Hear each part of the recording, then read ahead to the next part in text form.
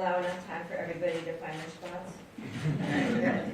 We missed the door, but we got the I spot. know, and we're still learning our way around here. Well, good afternoon, everyone. It is great to see all of you. It is great to be here today.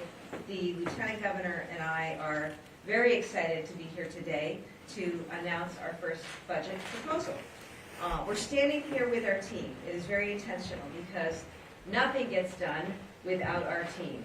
And that is the way it has been in the early days of this administration. It is the way it will be going forward. And so I just want to take a moment to note some really important folks who are here standing alongside the LG and me. First, Secretary Gorkowitz, who you will hear from in just a little bit.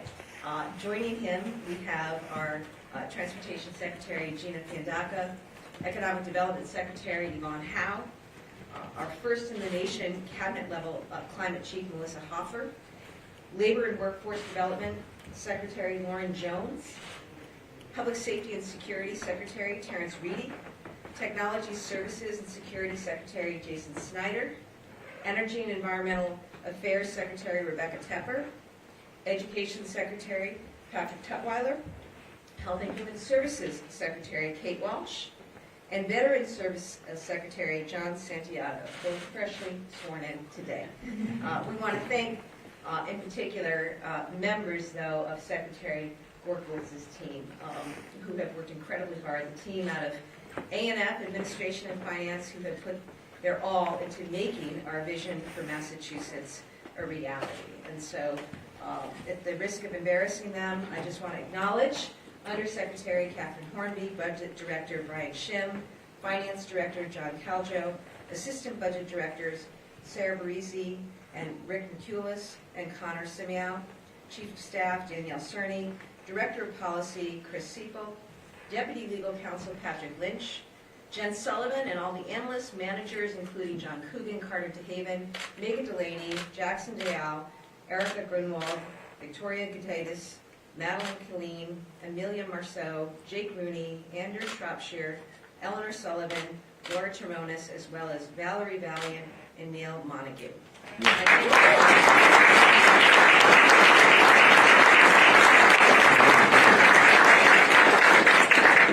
We are grateful to our fabulous A&F team, and we are grateful to all of our leadership here joining us up here because of the work that they do, and more importantly, what we represent, what they represent. This is an incredible collection of talented individuals who've chosen to give up their time and energy in furtherance of making the state a better place to live for residents everywhere. And so we are grateful to all of them.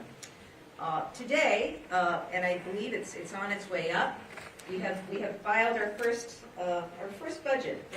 There's a summary that goes with it. It's a little shorter, but it reflects an awful lot of work. It's intentional. I think in the color you'll see.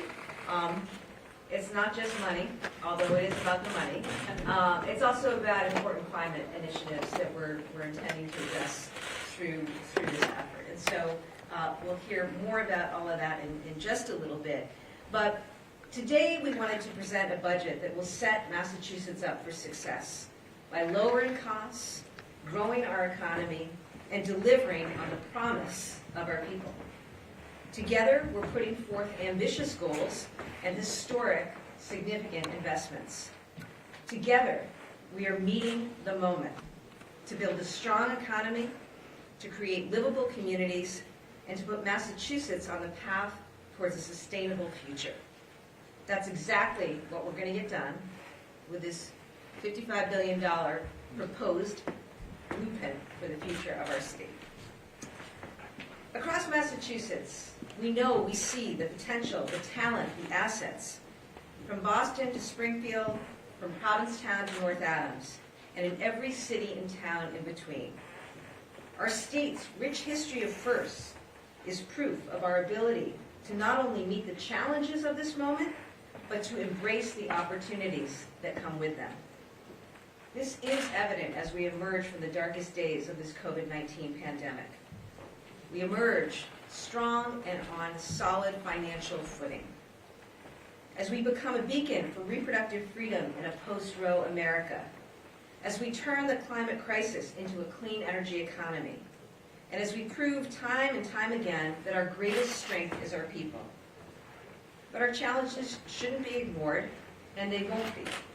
The rising costs of basic necessities like groceries and childcare, a housing crisis affecting students, seniors, and families alike, workforce shortages that touch nearly every sector of our economy, the tolls that coastal erosion, extreme heat, and flooding are taking on our cities and towns. These challenges are what guided us in providing direct relief to our residents, to our communities, and to our workforce to help build an economy for Massachusetts to grow and succeed. Because public revenue does little good when people can't pay the rent, buy a house, heat their homes, or hire childcare. Our budget will change that and more. So let's get into the highlights. Our proposal today supports the success of students, improves our state's infrastructure, helps meet our bold climate goals, protects the health of our residents, and expands opportunity for families, neighborhoods, and businesses. These are investments that will change people's lives. They include the largest increase in K-12 education funding ever in our state's history, fully funding the Student Opportunity Act. The creation of Mass Reconnect, our free family college program for students over 25 without a degree, along with funding for early college, apprenticeships, job training, and more pathways into good jobs in our more resources for our growing behavioral health crisis, expanding the number of inpatient beds, clinicians, behavioral health experts across, as well as grants to improve access to reproductive care. Record level funding to support our small businesses with technical assistance. Investments to improve public security, build safer communities, and prepare those incarcerated for successful reentry. Our brand new Office of Housing and Livable Communities will bring urgency and intentionality to driving up production and driving down costs. Funding for critical benefits, programs, and services for active service members, veterans, and their families will now come through a new cabinet-level secretariat.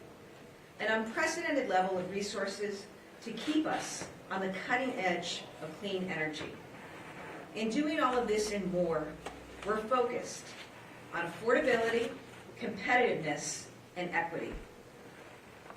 Now, nearly 7 million people call Massachusetts home, and we have so many reasons to be proud. Our education system is among the best in the world. We're the epicenter of healthcare, life sciences, research, and technology. We're leading the fight nationally against the climate crisis. And our region boasts natural beauty, historic towns, scenic backroads, and first-rate national parks. Looking ahead, it's on all of us to ensure that Massachusetts be the place for people to live, families to thrive, and businesses to grow. For us, this starts with making Massachusetts more affordable. It means relieving the very real financial burdens placed on our residents who enjoy being here and want to stay here.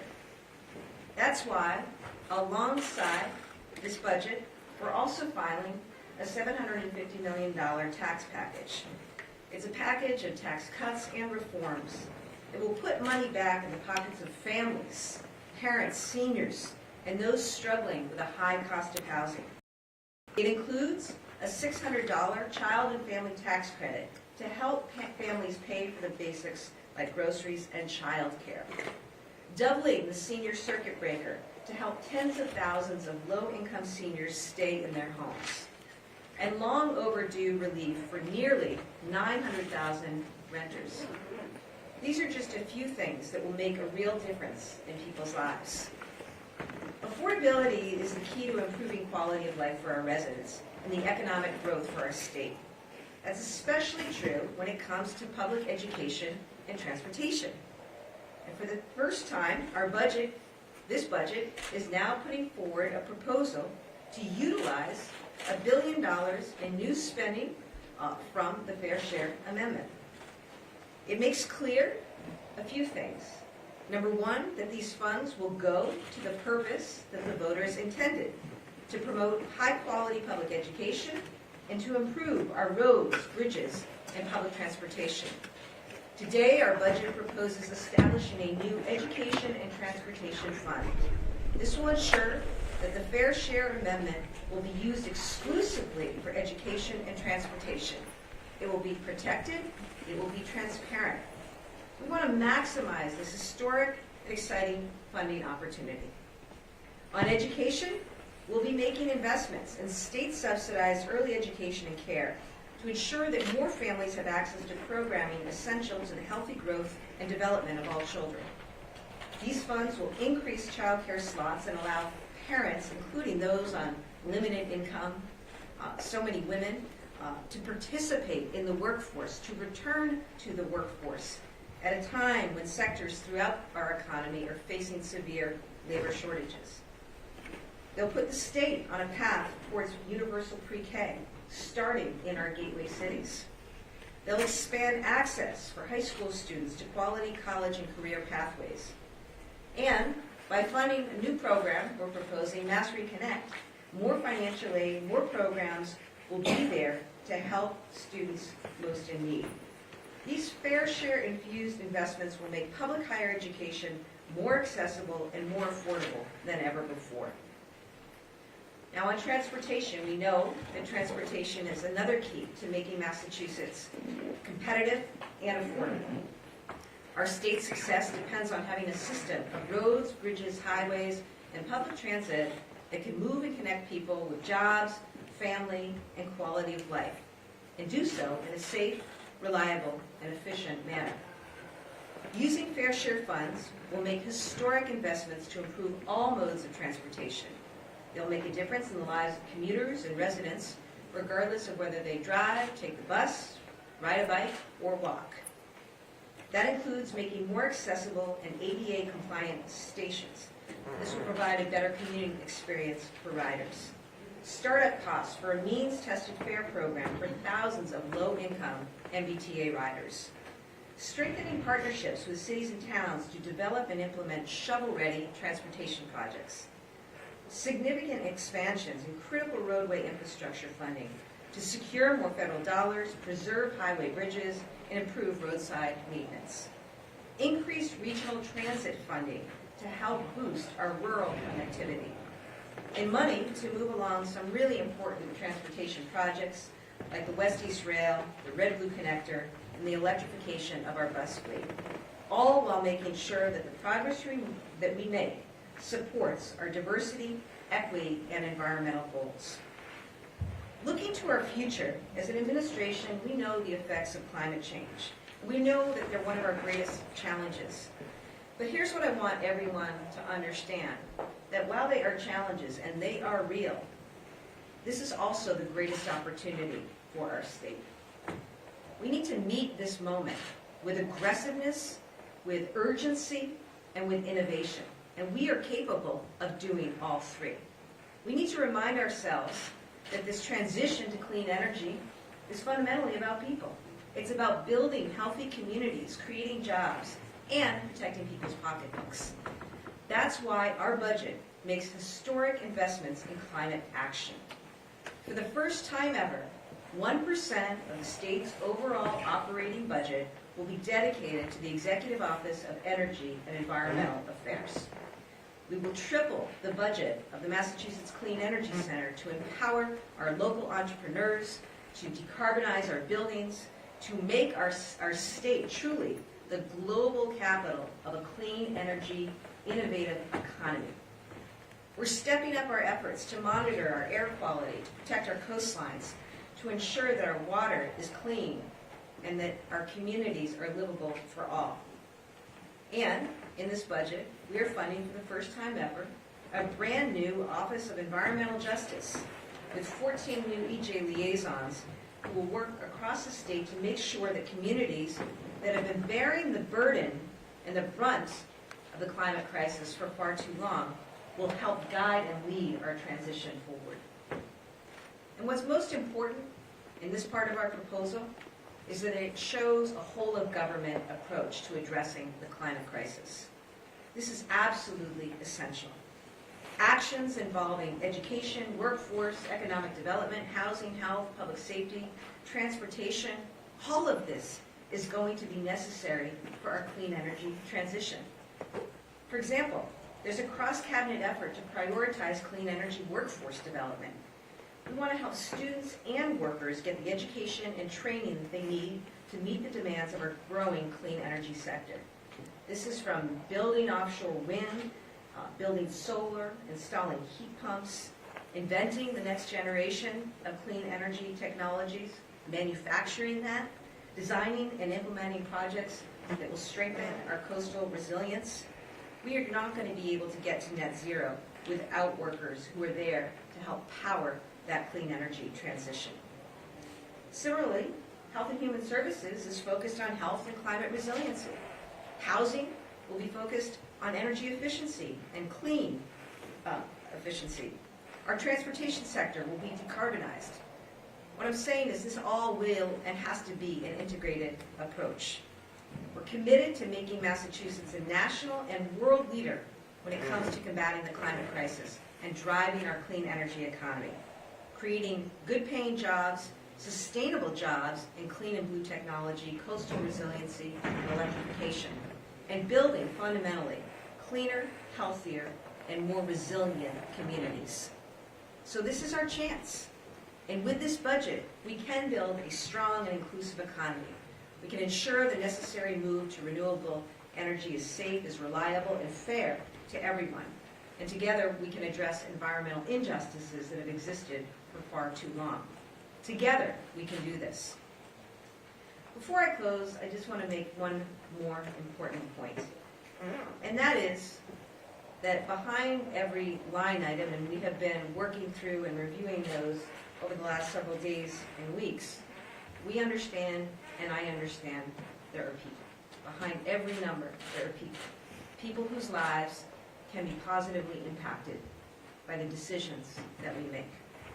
Families who need childcare, couples trying to buy their first home, small business owners struggling to stay afloat, college grads who can't make both rent and student loan payments, commuters who take the train into the city every day for work, dairy farmers whose lives are hinged to volatile price swings, seniors hoping they won't be forced to move out of their homes.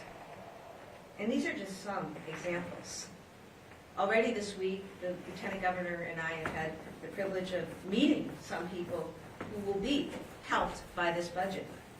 In the coming days and weeks, we will be out across the state, connecting with many, many more, listening to their stories, hearing their stories, understanding what this relief could mean to them. Like the single mom of 2 young boys, we were just with her this morning. She's struggling to make ends meet with the rising costs of groceries, gas, and rent. Our child and family tax credit proposal will mean an additional $1,200 back to her that she can use to help her family and create a little less stress in her life. Or the primary caregiver we were with the other day. She is an elderly parent who will receive an additional $600 a year to help pay for his medicine and his doctor's visits. This is real stuff that will make a difference in people's lives. A student I met today who's been working on completing her community college degree for 2 decades, including while she was suffering from substance use disorder. She dreams of starting a small business with her daughter. And the employee who runs a great manufacturing firm, Life Sciences, nearby in Bedford, who has critical, good-paying jobs that he's ready to fill at his labs, and sees our Mass Reconnect program as an opportunity to do just that. It's these people, and so many more, who this budget has been made for. We want to make the life of every Massachusetts resident better and more affordable. I have said for a long time now that I believe that Massachusetts has the greatest collection of human capital, intellectual capital, business, innovation, know-how, and true resilience. We sit at the intersection of bold solutions and ideas. We've never been afraid to go first and to lead, including in challenging times. And I think that's what we want people to know. We worked hard to craft a budget that we believe meets the moment that we're in, that helps us take on these challenges as opportunities, and will help Massachusetts lead. We look forward to continuing to work closely with our partners in the legislature on our shared goals of delivering relief for the people of this great state. Because when we work together, we can and we will meet this moment.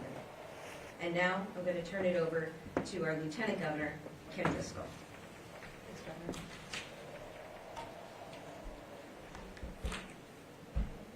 If it fits, that's I good. know, right? Thank you. This podium's not going anywhere. Thank you, Governor. So excited to be here with our whole team to announce our first budget that includes some really historic investments. As you can see and as you can hear from the Governor's remarks, there really is something for everyone in this budget. We worked very hard in a short amount of time, and kudos to the A&F team, and you were here, and Secretary Borkowitz, putting together meaningful economic relief to offset really rising cost of living that we're seeing here in Massachusetts and across, frankly, across the country. But keeping my municipal hat on, I can't stress enough how much this budget funding will benefit our communities and the people who live in our communities.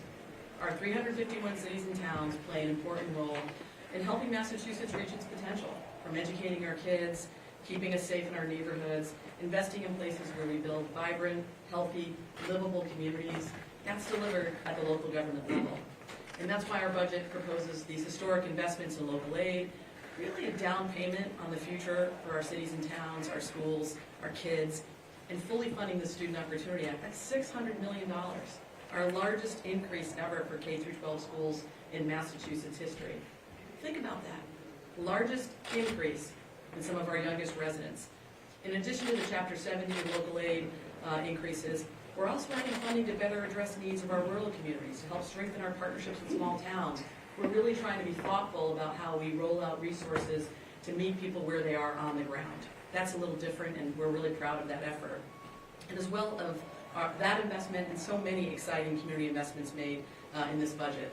I'll highlight a few of them. Support for our public libraries, the great equalizer in our communities, by offering ebooks, supporting digital equity, providing accessible programming, regardless of physical or intellectual ability, something our libraries have leaned into. We're going to be a strong partner for that. Creating a live theater tax credit to help with payroll, production, and transportation costs of live theater productions, fostering an important aspect of our cultural landscape and support for the creative economy. That creative economy was hit hard during the pandemic. There was no ability to do business, and yet we know it's key to the vibrancy of our communities. So many people go out to eat before or after taking in a live show. They needed help, and it's included in this budget. $25 million for food insecurity, for local food economies to flourish.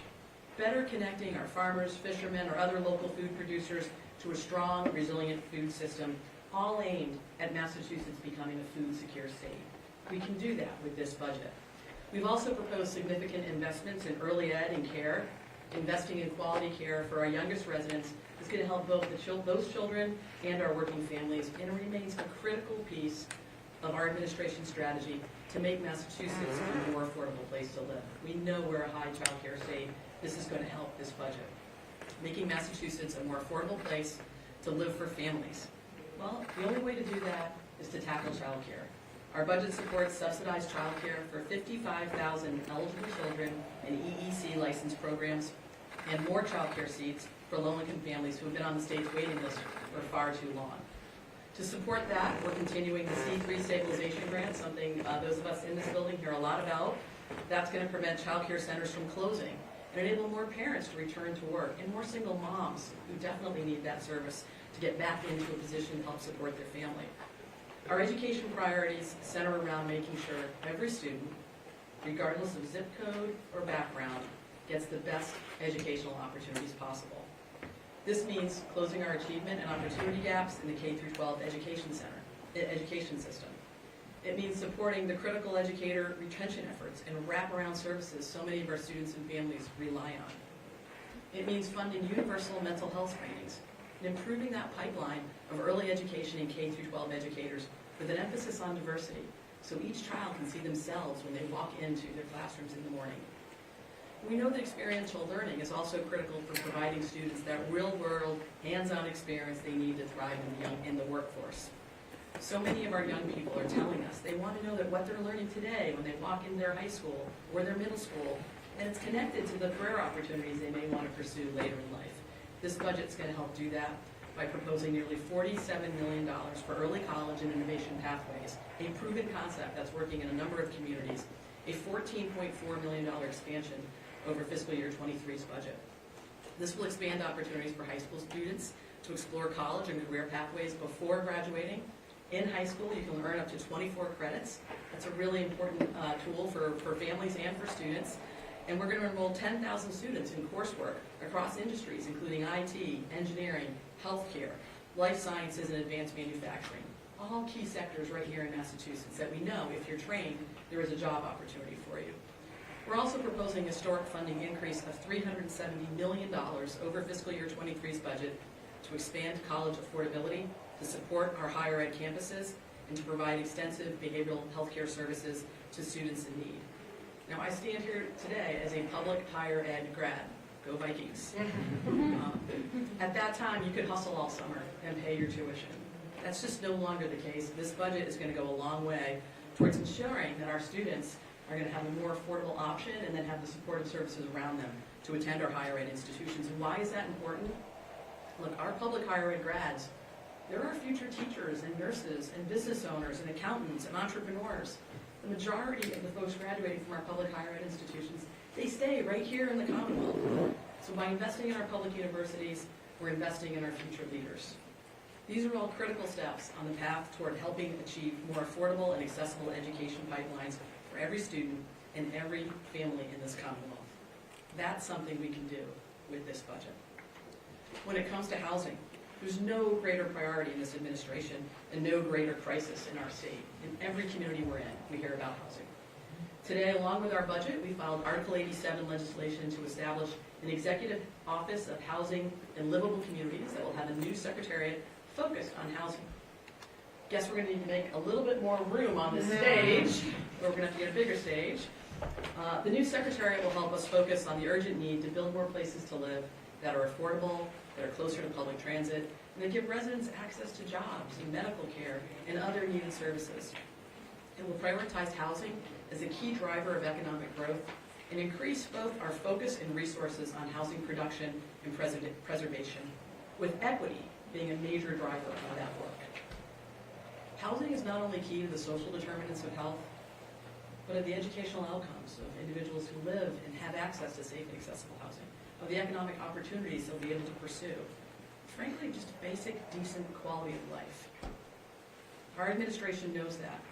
We know we need to take on housing affordability by preserving existing supply, by ramping up production, by tackling homelessness, and by harnessing housing as a tool for economic mobility. One example of that effort in this budget is for our gateway cities, proposing an increase in the annual cap of the Housing Development Incentive Tax Program from $10 million to $50 million in the first year, and then $30 million per year moving forward. It will triple on a regular basis. But to keep up with that backlog, we're going from $10 million to $50 million. We know there are projects that are in the ready, in that pipeline, can start, but they need these tax credits to close the gap of rising inflation, increased housing costs moving forward. We're going to unlock more market rate and community housing in our gateway cities with this tool. It's one of the biggest things I hear from my colleagues, and I know it's an effort that will be utilized as soon as it's available. We're going to be working closely with all of our local leaders and community members to figure out ways that we can overcome the current barriers to housing and to produce more of it and better understand what resources are needed at the local level by our cities and towns to increase that supply of housing, and then try and do everything we can to deliver it. We are an ecosystem. If one community is saying no to housing, it has impacts across our region. So we're going to have to work on this together. We all rely on people who need to be housed in our Commonwealth. We want to stand up for those voices and put ourselves in a position to partner in this effort. And in closing, when Governor-elect Healey, Governor-elect, that's an oldie. When Governor Healey and I say we're teammates, we really mean it. I feel fortunate to be her partner as we do this work. I think all of us do. We think we have an incredible team of secretaries, and together we're working on some of the most pressing issues facing our Commonwealth. And frankly, I think we're grateful to be in this position to help, to lead and to work together as a team on these challenges. It's not lost on us that this incredible honor comes with it a deep responsibility. And with the filing of today's budget, I believe this is an incredible start to that work. We look forward to the conversations ahead with our legislative leaders, and are really grateful to be in a position to try and tackle these challenges in a meaningful way. Thanks to the whole team for all the work they've done to get us to this point, and we're looking forward to discussions as we move forward. Thank you, LG. Mr. Secretary?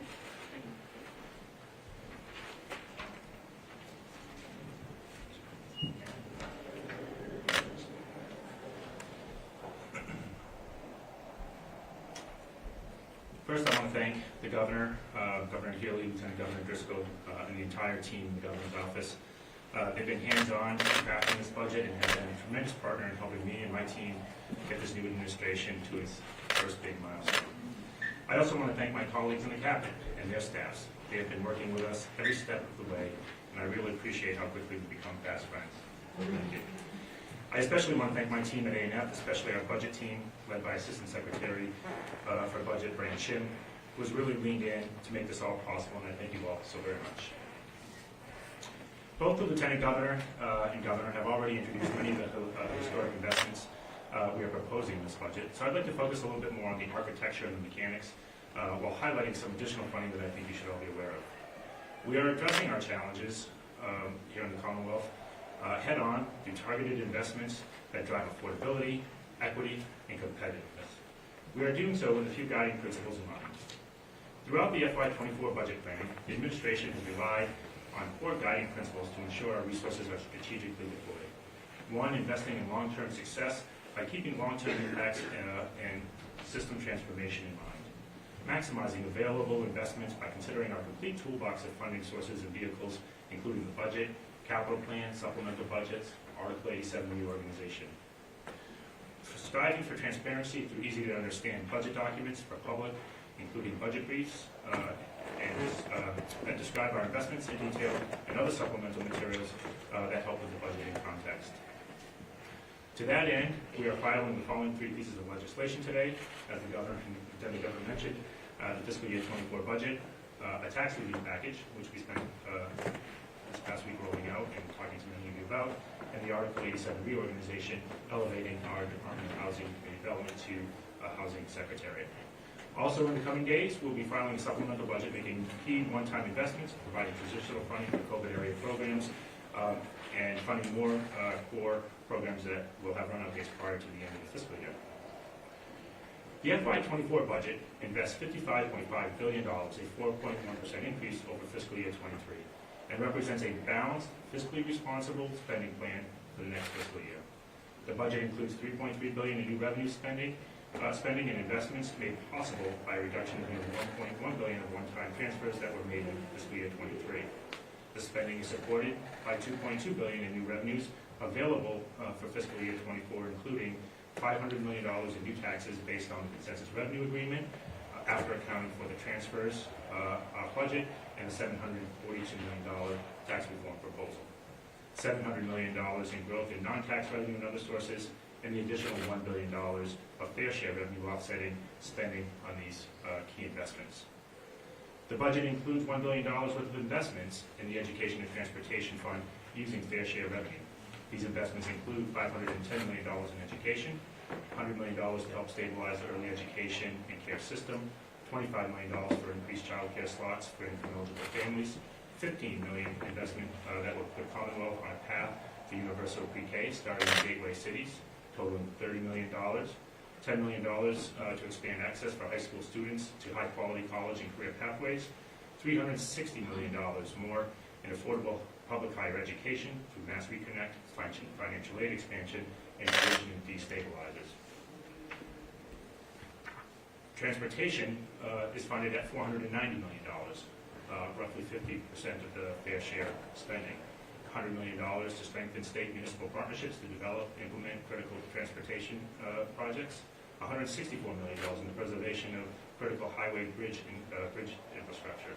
$186 million to improve more accessibility and projects at the MBTA station, and $5 million for means-tested MBTA fares, and innovative service pilots to increase rural and connectivity for RTAs. Our House 1 recommendation also establishes appropriate safeguards and mechanisms to ensure accurate tracking and protections from volatile revenue shifts, including establishing the Education and Transportation Fund, a separate fund for the fair share revenues restricted only for spending on education and transportation. The fund will not revert to the general fund, and at the end of the year, a fiscal year, will not be part of consolidated net surplus. Establishing a required minimum fund balance, only to be used in the event of significant revenue declines and to preserve programs and basic services.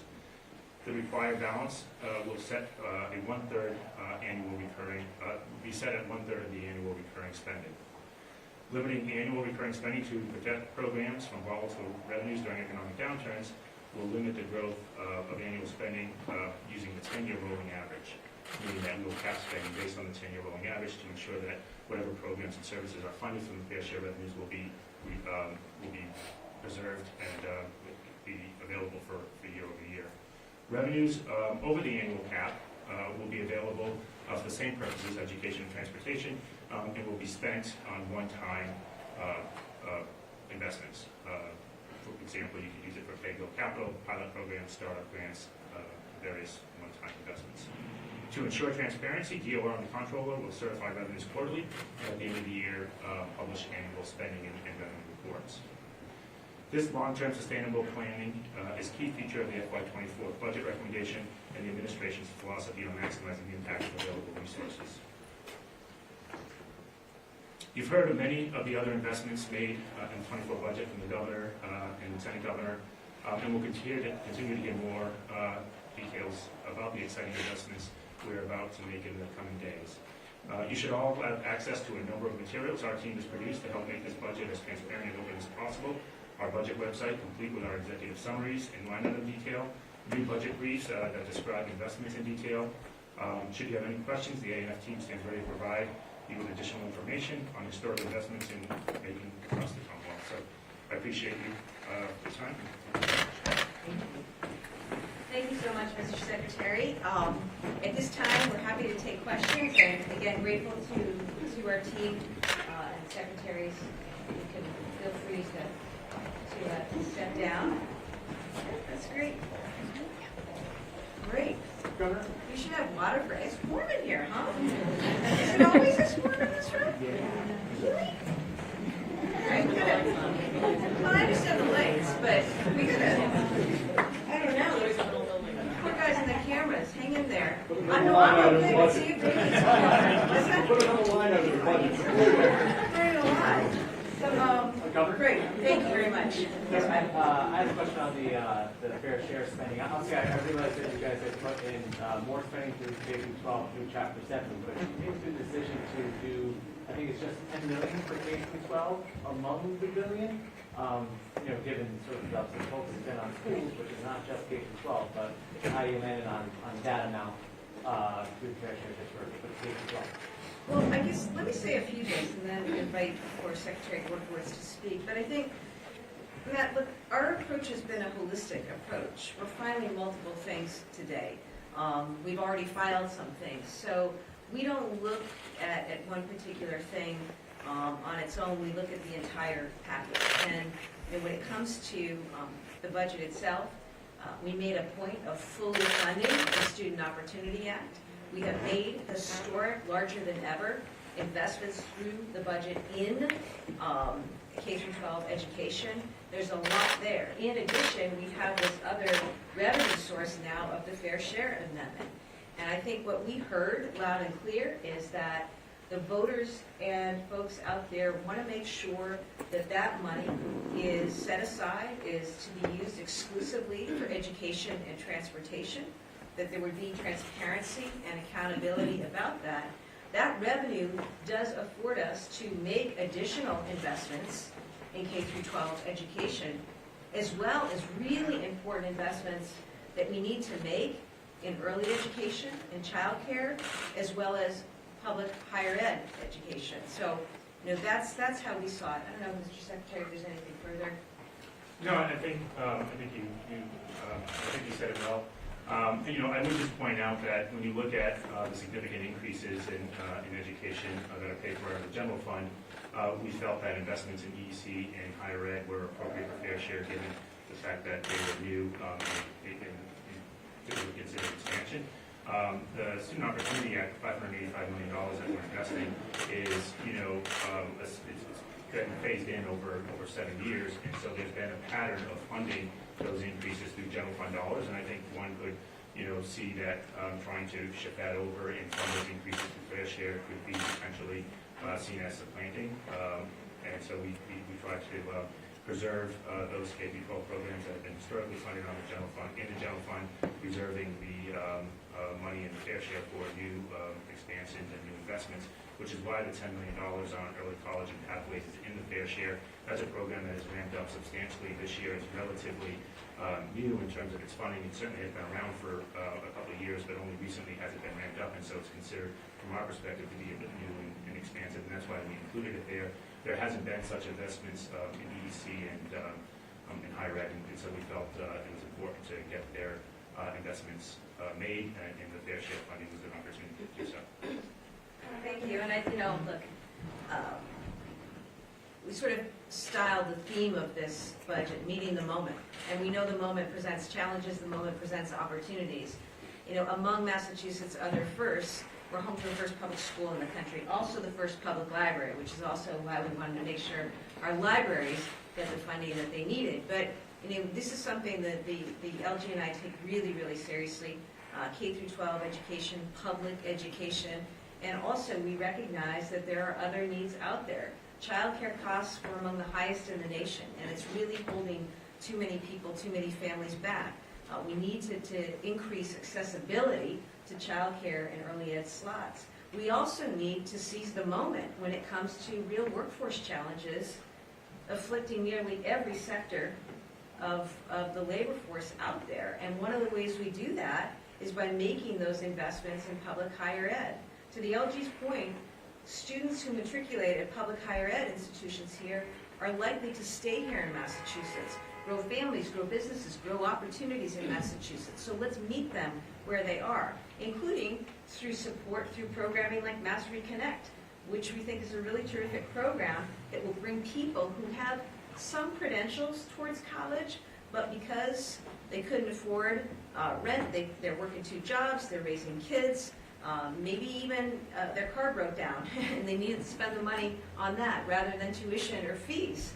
They had to leave school. This program brings these adults back into workforce training opportunities and represents, I think, the kind of intentionality that we need when it comes to addressing education across the board.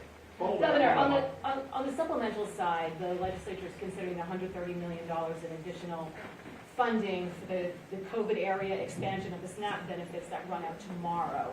And you're proposing sort of 40% of that to help people for another 3 months.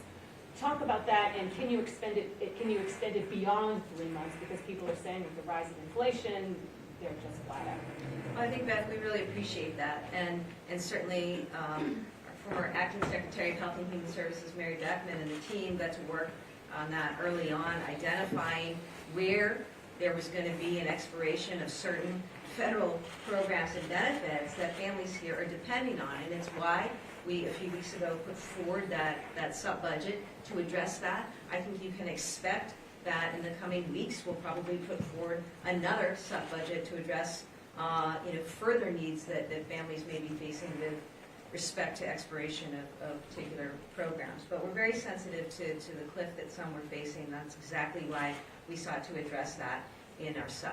Do you anticipate it will pass, and then you think you could extend it beyond 3 months? I certainly hope it will pass, and we've had productive conversations with the legislature. I think that all of us who serve, whether you're wearing the hats that we wear or whether you're elected to serve and represent your city, your town, or your district, understand the needs and challenges facing residents out there, and those are certainly among them. Can you speak more broadly about, there are a lot of offerings in this budget and these budget weeks from federal funding from the pandemic. Can you speak more broadly about how you guys are trying to address the end of that funding in this budget? Well, Lisa, I think it goes a little bit to the point I was trying to make earlier, that we do recognize that funding is running out from the federal government with respect to certain benefits, programs that so many families have been relying on. And so we tried to approach it thoughtfully and tried to create scenarios where people could have a more graduated glide path, so to speak, as that funding was expiring. And that's why we made the decision to file the sub-budget, and that's why you may see us be filing additional measures going forward. Again, I welcome the comments of my colleagues. No, I think you summarized it well. I think the sub-budget will look at some of those COVID-era programs and, certainly recognize that there is a need to have a gradual ramp down of some of those one-time fundings. It is a reality that the FY23 budget has a lot of spending in it that is built up because of some of the availability of those one-time dollars. And as we crafted our 24 budget, we really wanted to develop a budget that represented the base resources that we could have going forward, and using some of our one-time resources to try to, as we have in certain instances, try to ramp down some of those programs, recognizing that people need some time and programs need some time to adjust to what the future holds for them. You highlighted a lot of the fair share amendment investment. How big of a difference does that extra $1 billion make when we're talking about a $55 billion document here? It means a lot. It means a lot to, you think about it, sure, it's a big number, $55 billion. But we think about it in terms of actual dollars flowing to families, flowing to residents, and the difference that it makes in somebody's life. The difference between being able to make rent, make a student loan payment, afford childcare, afford education. That's what it's about. Pay the grocery bill. And so that's how we think of it. And I think that our budget proposal is intended to do the things we talked about. Deal with the affordability issue that's real here. Deal with our competitiveness and situating us to be as competitive as we can be as a state. And centering equity across the board. Equity, an equity lens, we've said, this administration is going to apply an equity lens across everything that we do as we make these considerations. And I think this budget represents the potential and the value proposition for this state, and we're going to get there only by working together. And so I'm really pleased with what we were able to come up with, and grateful to the team. And LG, do you want to add anything more on that? Other than, I think that when you think about $1 billion in the context of a $55 billion budget, it may sound like it's not as substantial as it really is. When you put $1 billion towards early ed and transportation needs on top of what we're already spending, it's pretty significant. And so I think we're grateful to be in a position to be able to make investments that are not only going to help now, but will also lead towards longer-term economic prosperity.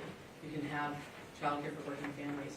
You can support public higher ed access. If you can make it easier for people to get to work, that's not only a quality of life impact now, but you're leading towards some longer-term economic prosperity. So that's what $1 billion can be.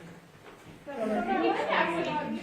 funding for Mass. Sorry, Sam. I want to ask about the funding for Mass Health. The budget kind of factors in about 300,000 people leaving for kind of rediscriminate.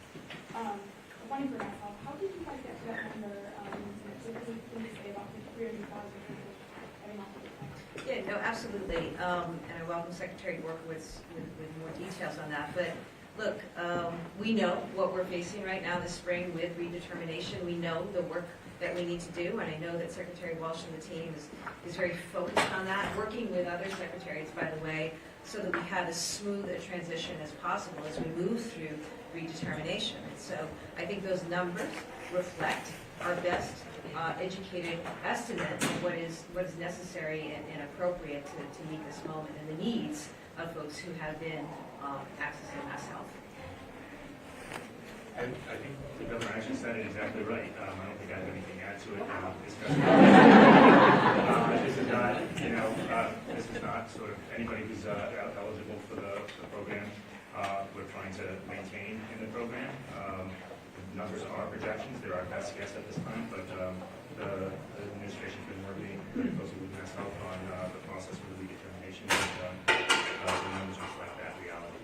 Governor, there seemed to be some pretty severe Just one background. second, I promised. Can you build on your comments about equity and how your budget builds upon the notion of regional equity and also your integration plan for further funding for East West Rail? Oh, we can talk a lot about this. I'll say some things, and the LG will definitely support an ad, because I'll forget a number of things. But equity, for the first time ever, we're going to have an Office of Environmental Justice. We're going to have 14 people who are working across the Commonwealth, focused on issues of environmental injustice in their community and how we can address it and move forward. We're going to have funding for rural economies, places that for too long have felt and have been left behind. This does get to transportation and West-East Rail. I said that for you. East-West Rail. West-East Rail. Both of them. But all of the above.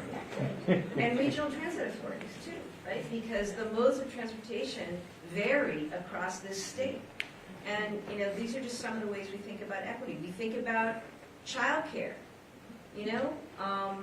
The number of people who are working in childcare, disproportionately women, disproportionately people of color.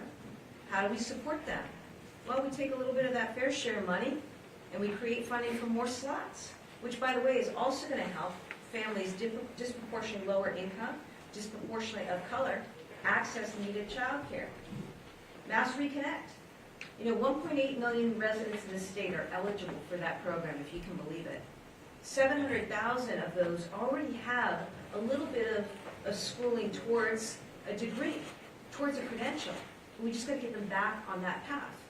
And you can imagine, disproportionately lower income, immigrant, first in their family to go to college. These are the ways we think about equity. Reproductive care. This is 25 million in this budget? 26, even more, because we care about equity. Today's the first day of Women's History Month. You better believe that this administration was going to make sure that we're doing everything we can to address issues of gender inequities that persist, including making sure that women have access to the care that they need. And I think across the board, you're going to see a lens. All the secretaries know this. It's in part why they signed up to do this, because we believe we have an opportunity to do things differently. And I think significantly it starts with what we say in our budget and what we stand behind and what we prioritize and who that's meant to help, right? We know, and I understand, though I'm new, this is just the start of that conversation, and we look forward to the dialogue that we'll have with our legislative colleagues. But that's how we see this. Maybe just on the regional equity piece, because I think that's important. We do have funding for East-West Rail built in, but more importantly, there's been a lot of groundwork from our rural communities agenda. Representative Blais, Senator Comerford, former Senator Hines. We've really embraced making sure as we think about the programs and policies that operate, that we're not just looking at them through that same lens. So you'll see additional funding for regional transportation, something that disproportionately impacts school districts in the western part of the state. You'll see things like the live theater tax credit that originally I think they just included sort of a more of a Boston focus that's now available for a larger geography. We've tapped into the RTAs to make sure we're allowing for some innovation. Just how we typically would do per capita funding doesn't work for so many of our smaller districts and areas that the geography and the neighborhoods look different and the places people need to go are different. And that's just the beginning of it. I think we really want to embrace a strong rural communities agenda that's not just Western Mass, there are rural communities in the Cape as well, with a recognition that one size does not fit all. So we have dollars, and we have opportunities to work in closer partnership with many of these smaller towns to make sure they're engaging in some of the activities that can help them. Even technical assistance, the community compacts, we've enhanced that funding. A lot of that is geared towards thinking beyond just Greater Boston. Your HDIP. The HDIP funding, which, as we said, we're increasing from 10 million to 50 million, that is going to help a tremendous amount of housing growth in gateway cities, particularly the gateway cities outside of Greater Boston, where you cannot make the cost of the properties, the cost of new housing, pencil out. They really need these HDIP tax credits to be able to develop market rate housing in their downtowns and to create community housing within those spaces as well. That's going to be significant increases for places like Holyoke and Pittsfield that have ability to build housing but don't necessarily have the private sector incentivized to do that because it just doesn't pencil out. So it's exciting times from my mind for rural communities. We're very personally invested in making sure that we're thinking about resource allocation in a way that benefits the entire Commonwealth. Tourism, we've got enhanced funding for tourism. There's a large part of the Western economy that we think can benefit from enhanced tourism funding. If you've been to Springfield, the amazing museum campuses, and not just the Basketball Hall of Fame, although we are fans of that, there's an ability to help the Western Mass economy in a greater way in some of these areas around tourism and hospitality. Those are just some examples, but we're pretty bullish on it. Governor, can you speak a little bit about your approach to MBTA hiring? I think in your inaugural address you said you were going to fund the hiring of 1,000 workers. Now it's fund new hiring and training supports for 1,000 workers. What's the shift there? Well, the shift is there was one time allotment of money towards the hiring already of 1,000 workers. So, the good news is that is already part of what DOT has within its disposal. We are focused on new money, though, that will go more on the recruitment side. I mean, this is just so important. A reason that the LG and I were out at the garage yesterday, we wanted to thank the workers and also showcase what they do and the careers available through our Department of Transportation. And so that is going to require a particular singular focus to recruit for the T, a range of positions, and that's what the new money is going to be for. I did promise him. Real quick, there seem to be some pretty quick immediate backlash to tax cuts. Rachel, Massachusetts described the estate tax and short-term capital gains cuts as incredibly regressive, especially on the heels of the passage of the Fair Share Amendment. Can you speak to those people who have concerns that you're perhaps providing tax cuts to rich people when the state needs those people to step up? Well, absolutely. I'd be interested to see how people feel today, given our budget and what we spoke of in terms of some really significant investments in folks across the state. A couple of things. The tax package that we put forward, remember, it doesn't stand on its own. It stands alongside other things that we filed, the budget, the sub-budget, even Article 87, focusing on driving up housing so that we can drive down costs for people. That's all part of one package, and I think it should be looked at through that lens. When it comes to the actual tax package, $750 million, I think more than two-thirds of that, $560 million of that almost, is specifically putting money back in the pockets of folks who are most vulnerable through our child and family tax credit, right? Through our doubling of the circuit breaker for seniors, for assistance for renters. There's a lot of really good, important, meaningful things in that. And so we encourage people to focus on the affordability that we created through that proposed package.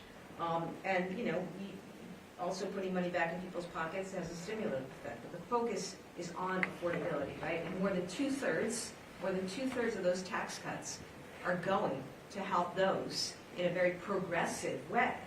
And that doesn't even take into account the $50 million on top of that of tax credits to support the HDIP program, which, as the LG just said, is going to grow housing, including market rate housing, in gateway cities. Really, really important. So that's part of it. Again, we look forward to further discussion on this. We took a careful look at what it was going to mean in terms of our proposals, both with respect to the estate tax and short-term capital gains. And I think, as many of us know, if you're fortunate to own a home here in Massachusetts, the value is only appreciated. And there are so many people who've lived in homes for so long where just the equity there, the value of their homes has gone way up, so that we just didn't feel like $1 million for an estate tax just doesn't cut it anymore. And we also have to address in that the reality that Massachusetts is an outlier compared to other states. And you guys know me, I'm a competitor. I want Massachusetts soaring. I want our families soaring. I want opportunities for folks, particularly those who've been left out for far too long. And, we have to address the fact that we're 1 in 12 states that even has an estate tax. And what we propose today has an ability to cover more people who we think are like those I'm talking about. Seniors who are sitting on homes right now where values have just appreciated, and they're going to make a call right now as to what they're going to do. And so we thought that was appropriate, but, really excited about what our tax credits as a package and tax relief affords for so many families desperately needing help right now across the state. Outside section of the budget on considering food costs for visitors, what you thinking on that? I'm going to honor Jillian. I'll take you, and then I'll take you, and then we are going to go, and you can follow up with the team. How's that? What's the question? On food cost for visitors, what you thinking about? There's like disagreement between the previous government and the legislature on issue.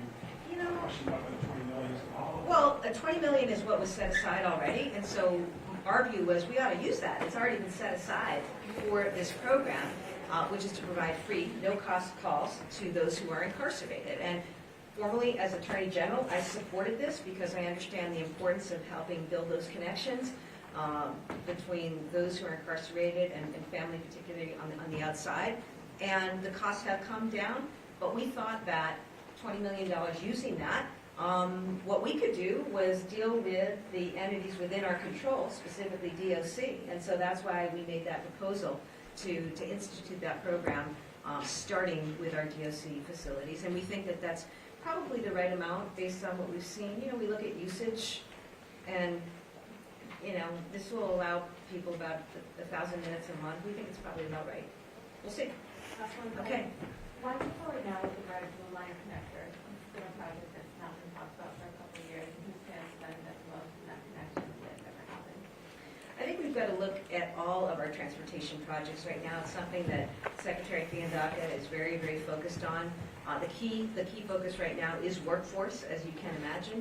But, part of building a vibrant, functioning economy is making sure that we have the vibrancy and the connectivity in our public transit system. And so that's why we think it's important. Thank you. I think it's to the benefit of the entire Commonwealth, these efforts, right? Everything that we do, and obviously we try to make sure that we're accounting for equities, but we are a Commonwealth, and that is my message here today as well. This whole budget is about driving down costs, affordability, competitiveness, equity, and really meeting the moment as a Commonwealth, as a state. And if we work together, work with one another, support one another, I think all of us will thrive. Thank you so much. Thank you.